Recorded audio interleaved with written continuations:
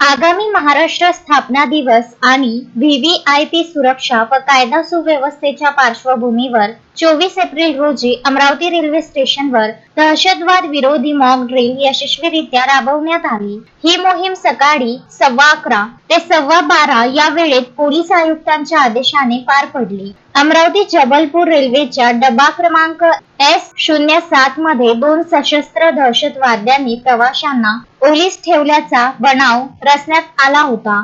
जलद प्रतिसाद पथकाचे पोलीस उपनिरीक्षक अजय जाधव यांच्या मार्गदर्शनाखाली कमांडोंनी अत्यंत चपळाईने कारवाई केली। या सरावादरम्यान एका अतिरेक्याला ताब्यात घेण्यात आले तर एकाला ठार करण्यात आले। ओलीस ठेवलेल्या 2 प्रवाशांची कोणतीही मनुष्यहानी न होता सुखरूप सुटका करण्यात आली। या मोहिमेत जलद प्रतिसाद पथकासह डॉग स्क्वॉड, BDDS, कोतवाली पोलीस, RCP पथक आणि रेल्वे सुरक्षा बल यासारख्या विविध विभागांच्या अधिकारी व कर्मचाऱ्यांनी समन्वय साधून सहभाग घेतला। ही संपूर्ण कार्यवाही पोलीस आयुक्त राकेश ओला यांच्या मार्गदर्शनाखाली यशस्वीरित्या पूर्ण करण्यात आली। शोएब खान, विदर्भ न्यूज, अमरावती।